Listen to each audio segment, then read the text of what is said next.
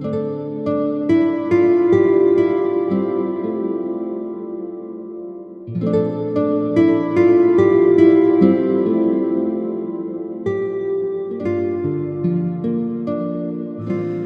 my fellow lunatics. This is Werewolf the Podcast, and we're on episode 159 today.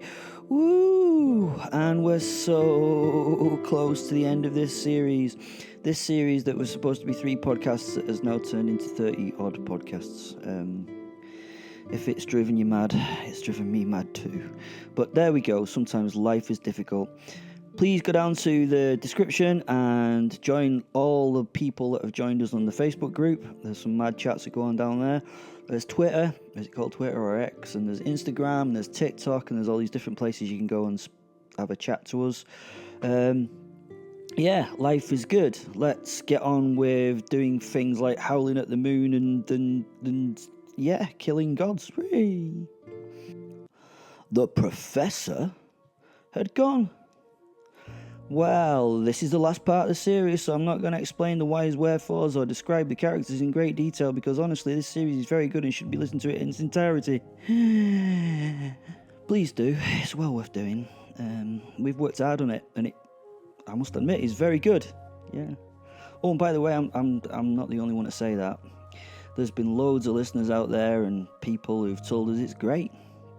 They can't all be wrong. Oh, don't get me wrong, there's a few that don't like it, and that's fair enough as well. We're not the podcast that you've been looking for, that's all. The professor has popped off somewhere after being unable to do the dirty deed. What was the dirty deed? The dirty deed was to kill Will and the werewolves and, well, even worse, destroy their souls. He had learnt previously that to kill an immortal werewolf soul, all it took was to take out the canine teeth of the host and crush them. Apparently there's always an Achilles heel to every type of immortal being. The Achilles heel in this case was, as far away from the heel as possible I suppose, was the werewolf's tooth. Will did not know where the prof had gone. He and Fen were just super grateful that he hadn't killed him. Will had learnt an important lesson, or was trying to learn an important lesson. You can't trust or care for anyone. No one can be trusted. That was how it was, and he'd been disappointed in the professor, but only in the fact that the professor even had to make the choice between his living and dying. The professor had been told by God, apparently, to kill the monsters. Well, again, apparently that's what he thought. I think he's kind of worked out now who was giving him the actual orders, which has kind of wrecked the professor's head, I think. Wrecked the head, is that what you young people say? So he's gone somewhere with Bosworth, the giant pink glowing genie. Yeah, you need to listen to these things. He was meant to kill the werewolves, and he almost did. And then the professor left. Will. I fell to the ground in a heap. I don't remember much of what happened after the professor told the genie to restrain me. I don't know much about genie magic. The only thing that I knew at this moment was that I hurt all over. Like, proper hurt. Fuck stuff hurt. I lay ragged on the floor, proper ragged, a naked mess in a naked, sweaty and somewhat bloody pile. My breathing was fast and shallow and, did I mention, I hurt. I hurt all over. I may have mentioned this before. Shit, it really hurt. The worst hurt was in my head. These new emotional things, well, they hurt. I mean, they properly hurt. I think I would have rather have lost a leg than go through the hell like my head was hurting at the moment. I was suffering. The fight and the killing had taken a big toll on my body. It was a wee bit wrecked, as the Scottish say. I knew I'd recover, from my physical injuries in a very short time, but at this moment, I was the most mentally exhausted I'd ever been, and I was thinking instead of raging. Yeah, thinking.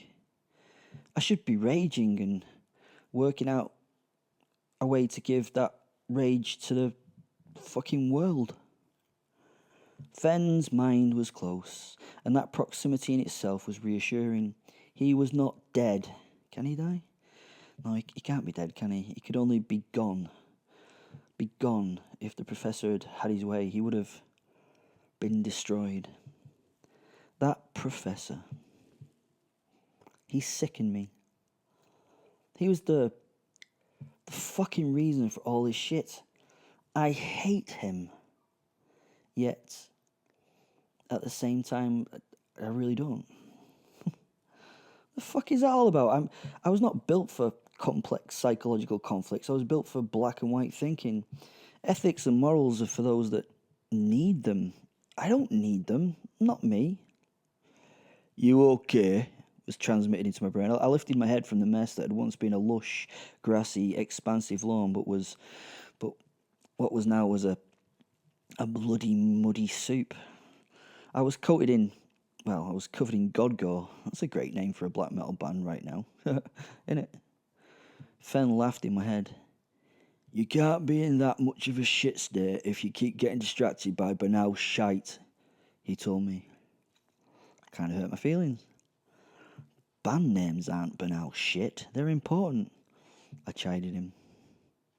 I could now hear the sirens and the helicopters of the human race arriving to save the day. But unfortunately, the day was over. There was nothing to rescue. Everything here was dead. Everything here had been killed and worser. The humans were sending help. These, bits did not need it. I laughed.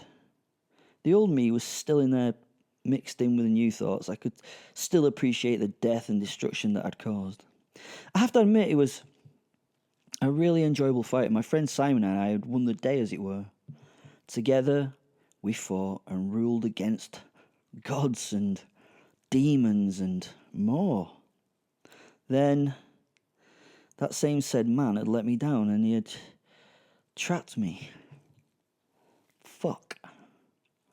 That was shit. As I lay in my unglamorous pile, my body was already feeling better.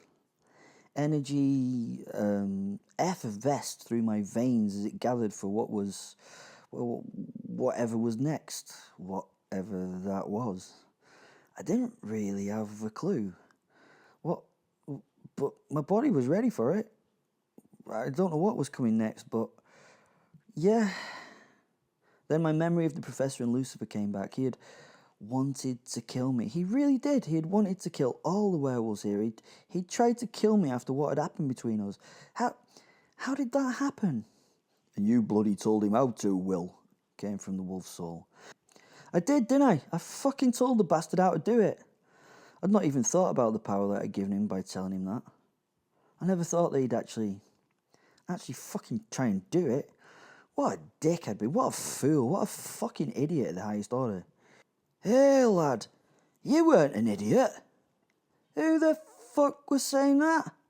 I looked up. The great neon pink robe was floating in front of me. I looked back down at the mud. Ah, fucking Bosworth, the fucking genie, I said, smiling. Rage punched into me gut at this time, just at the fucking genie's presence. I was going to try and tear that fucking robe and him to fucking shreds. Nay, lad, there might be a big grown-up werewolf, but they can't even touch me, I'm afraid. You would waste your energy, and to be honest with you, I'm only hanging around to tell you the truth about Professor, he said with a sort of laughing but caring tone. I called on Fen to join me. I wanted him to make me the werewolf or the wolf for us to combine and take out this whatever the fuck it was. I mean, something that ridiculous looking couldn't be that powerful, could it? It was a pink neon shiny fucking thing, wasn't it? I was very wrong indeed. It was as though he was reading my mind, and as I watched, the robe changed. It became a gargantuan, misshapen skeleton. And when I mean gargantuan, I mean like fucking huge. It was goat-like with horns, and its eyes held burning flames of blue. It must have been 40 feet tall with fucking wings with no fucking feathers on them, and fucking terrifying and fucking shit. And those blue flames of the eyes leaked from its now crocodilian face. It was a horrific creature to behold. It was wrapped in boiling blackness as a cloak, which only highlighted the energy that crackled across its surface from bone to dying, living, bone to fucking bone. It roared and blew a stream of blue heated flames above my head. I closed my eyes, waiting for the moment of pain before death. My hair was singed as the heat passed above me. I wasn't dead, although my hair had looked better, I must admit. As I slowly and carefully reopened my eyes, I saw that the gigantic monster was once again the fucking pink robe. "Fuck fighting that, Will," said Fenn as my sphincter once again relaxed. "Hey, that's the real me, Will. As you can see, it would not be, best shape for service industries, would it, if I look like that all the time? I mean, if I'm in pub, being that big and stuff, no one else is going to be in pub with me. Who wants to talk to something that looks like that?" "Okay, I get the point," I angrily told him. I felt a little impotent at that point. "Can I tell you something, lad, before I release your family?" the robe said, pointing to the people suspended in the air. I nodded. I mean, what else was I going to do? I mean, he could do whatever he wanted, couldn't he? He could obviously sense I still wanted to hurt him, but I think he knew why. "Thou might want to think hard about what a man the professor is before you make a decision on him. You might like to consider that thou's still here, lad. If you hadn't stopped, you wouldn't be here, lad, would you? I think he has been fooled by someone that both knows, like the one from down there, if you know what I mean. Do you ken?" He pointed towards the ground. "I will tell thee this, lad. That man despises himself at the moment. He's trying to drown his sorrows and work out what the fuck happened. You both need time to work things out before they meets again. I'm going to try and talk to him too before he kills himself too many times with me whiskey. Bloody hell, that lad can drink," he told me. He pointed now at my floating family. You have a lot of work here first, me friend. Family matters. Remember that. Oh, and remember, family is not always about blood. Sometimes families make mistakes. Consider that, eh?" He clicked his fingers and the 4 bodies dropped from the sky into little piles. They moved and made noises of distress and confusion. I was still fucking fuming as I turned back to Bosworth. But of course, as with all the fucking supernatural characters in this fucking bloody podcast, he'd now disappeared and gone. My eyes were then drawn to the red mop of hair lying on the floor on its face. The heap was, it was swearing most vociferously. It made me laugh. That had to be Sally. The body slowly unfolded and turned onto its back and looked up at the sky with a deep sigh. "Right, someone better fucking explain to me what the bloody hell is going on, because I'm so fucking pissed off to the fullest of fullness. For fucking... She shouted at the heavens and then lay still. I started to walk towards her and she noticed and rolled her head in my direction, somewhat uncontrolled. It seemed like it was loose on top of her neck. That face. So pretty. Those lips, full, little scar on the top one. The little nose. Dirt and blood hid the freckles and her hair was greasy and unkempt, yet... Well, she was a mess, but nothing had ever been more beautiful in my mind. Her eyes suddenly flashed and clashed with mine. Oh. Recognition and then tension registered in them. I was worried about something, but I wasn't quite sure what I was worried about. I think it was about how she was going to react. And then she smiled at me. She just smiled at me. And there was nothing but that smile that now really mattered.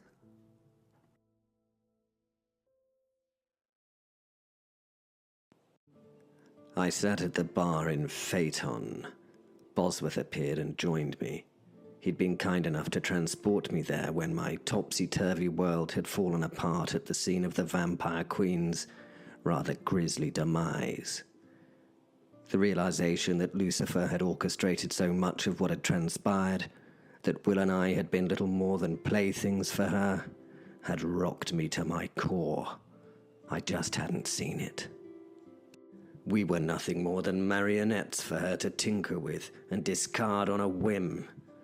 When she provided assistance for us both, she knew that she was simply helping us navigate our way towards an inevitable showdown in which she would use me as executioner in a ghastly game of revenge that she had architected. She had used Will in order to gain her revenge on Samarat, and she would use me to gain her revenge on Will. But for what? It all seemed so petty. Sammy may have had a brief tryst with Gabriel, the Almighty's messenger, but so what? Lucy hadn't been a resident of heaven since she fell, whenever that was. It was a bloody long time ago, I know that much. But whatever the case, I couldn't imagine Gabriel being that important to her now.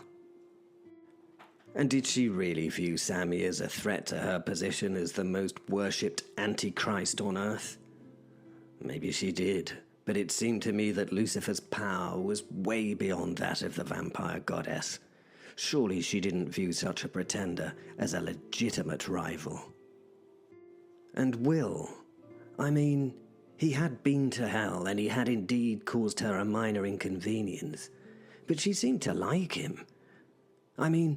Leading him to believe that Sally and the pups had been killed by Sammy was particularly cruel. And then I remembered the image of that hotel suite when I sat on the floor and cradled Will's head in my arms as he wept for the loss of his one true love and his children. And she had been there then, hadn't she? Course she had. I gritted my teeth, and a tiny tear found its way to the corner of my eye. I shuddered and wiped it away with the back of my hand, my armor clanking slightly as I did so. "Are they all right, lad?" said Bosworth. I glanced at him, a wincing pain flashing across my countenance as I did so. What was it Marcellus Wallace said? Ah, yes, that was it.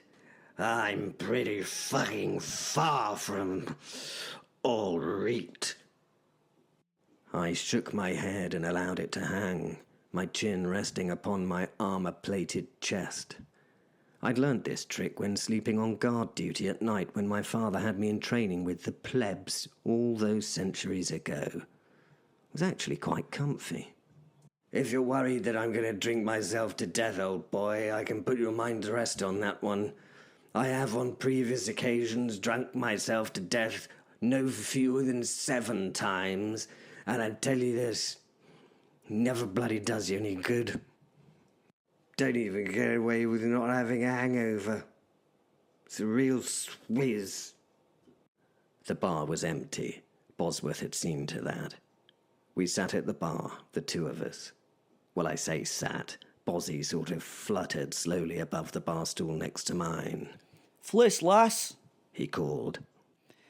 "get us one of them top-at-shelf bottles, love. Aye, that one, aye. I guess we might be here for a while yet." I drained my glass and Fliss opened another bottle of whiskey and provided me with a refill. It was the finest I'd tasted since hers. Thank you, Felicity, I said. Felicity. Are you drunk, Simon? She asked. Certainly not, lady, I replied, a mock curtness to my tone. I haven't been drunk since we finished the last bottle. I am instead uppily shit-faced. Shit-blistered. I'm utterly shitty-carcard, or whatever the word is. Wank-puffined. I think term's twatted, ventured Bosworth. That's it, I said. I've never been more splendid in my old bloody life. Lives or whatever. Except when I've killed myself. That was only a teeny-weeny bit more tipsy-whipsy. What I most certainly am is defeated. Indeed, I would go so far as to say I am utterly destroyed. Utterly destroyed. She has destroyed me, that Lucy. And I have betrayed my best friend and failed in my mission. I'm fucking miserable. She's a right fucking bitch. She's always taking the piss too. Do you know, when I was bricked up in that stupid king's fucking dungeon for 100 bloody years and starving to death time after time after time, she kept visiting me, I asked her if she'd help me out, use her magic or whatever to help me out in some way. She wouldn't even bring me a bloody sandwich. Not that we had sandwiches back then, but you know what I mean. She would just hang out with me, chattering away, natter, natter, natter, chatter, chatter, chatter, until I slowly starved to death. And then, when I came back to life, she'd do it all over again, you see. Do you know, I thought she was keeping me company. But I'm starting to wonder if she wasn't actually rather enjoying seeing me bloody withering away to an emaciated corpse on a fucking loop. Thou might have something there, lad, said Bosworth. You're a woman, aren't you, Flicky? She shook her head in a no. That was a shock. I looked at my glass in the hope that the liquid gold would help me work out what she meant. What? I was confused, and the alcohol-fueled confidence had to have the question addressed. I wouldn't let it lie. You were rather womanly and stuff when you and I nodded and winked in a suggestive way. You know, don't you saucy old gaddy, you? She stopped me before I went beyond the lines of decency. I'm an elf, she said. I'm a female, though. Relief ran through my body. You are female, then? Thank the Lord and all the saints in heaven for that. Yes, she replied and winked. When I want to be, she said as she walked away. Looking at her from behind, there was no doubt in my mind, and to be honest, watching that walk as she shelved a few glasses, I think I was convinced by the time she returned that all was very much okay in that department. Rather, that walk and the whiskey made me no longer care, but I smirked at the thought. I needed to move on, quickly. Can you explain why she does the things she does, Flossie? Oh, sorry, Simon. I really can't help you there. I don't think Lucifer has ever actually lived a lifespan as an earthbound female of any kind. So I'm not sure that we've got that much in common, to be honest. Oh yes, of course. I'm sorry. I was being stereotypical there, wasn't I? Stinkable. The stereo thing, you know the one. I do hope you didn't think I was being sexist there, m'lady. The last thing I'd ever want to be is sexist, especially to a lovely little girlie like you. I will tell you one thing I bloody well know, though. Oh, well, lad, what's that then? Asked Bosworth. She knew all about my mission. From God, I mean, she was there when I chose Jesus' offer over hers. Aye, well, that can't have gone down too well, could it, lad? Well, no, it didn't, you see. I mean, when it became clear that she'd been rejected, she called Jesus an arsehole, and she disappeared back down to hell. Poof! I took another draught of the powerful whiskey and felt my connection to the conscious plane slide a little further from my control. I shook my head. Had Fliss said something? "What's that, Mom?" I asked. Oh, sorry, Simon. That's unless she wasn't actually talking to Jesus and she was actually calling you an arsehole, for rejecting her. "What?" I asked, rhetorically. "Me, the arsehole? Well, I had never really thought of it like that. Do you suppose that's what she meant? Me? Moi? Mich bitte? Me? More of an arsehole than Lord Jesus Christ Almighty himself? Oh, I suppose when you put it like that, it is a possibility," I mused. So, she knew all about your missions to clear out all the persecutors you can find in order to get your passage to heaven then, to get it all sorted. So she knew that at some point you'd turn against Will and Fen for being persecutors. Said Bosworth. I nodded in agreement whilst glugging more whiskey down my neck. I was by now no more than 12% conscious. Well, that said that werewolves aren't persecutors, but that they're just predators, isn't that right? I nodded again. Well, see, lad, that's the bit I don't get. How did she bloody know you'd killed Werewolf for being a persecutor if Werewolf wasn't actually a persecutor? I shook my head, the confusion building in what was left of my state of consciousness.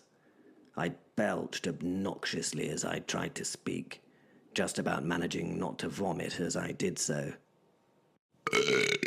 "Oh, I don't know, old boy. She must have seen my letter. You know, the note from God telling me to kill the bloody monster. She's all over the bloody place, that one. There's not much gets past old Lucy, I chuckled and took yet another drink. It's hard to tell when a genie is confused. You can't really see their features. But I could sense Bosworth's confusion, even through my blathering drunken haze. But if Will really isn't a persecutor of people, then why did God even tell you to kill him? It's weird, isn't it? "Well, I don't know, Bozzy Wozzy," I barked. "He's got quite the reputation for moving in mysterious ways, don't you know?" That's assuming it was really from him in the first place. Offered Fliss as she busied herself behind the bar, straightening bottles and polishing glasses. "Huh? You what? What's that?" said Bosworth and I, almost as one. I stared at Fliss. We both did. My whiskey glass was held in my right hand. It had stopped halfway to my mouth and showed no signs of continuing its journey at this stage. Oh, sorry, said Fliss. I just meant, what if that message didn't come from God in the first place? With Lucy being such a tricky customer. What if it was actually she who sent you the message? I mean, that would explain everything, wouldn't it? Revenge on Sammy for her fling with Gabriel, or being a rival, or whatever. Revenge on Will for upsetting the apple car in hell, and revenge on you for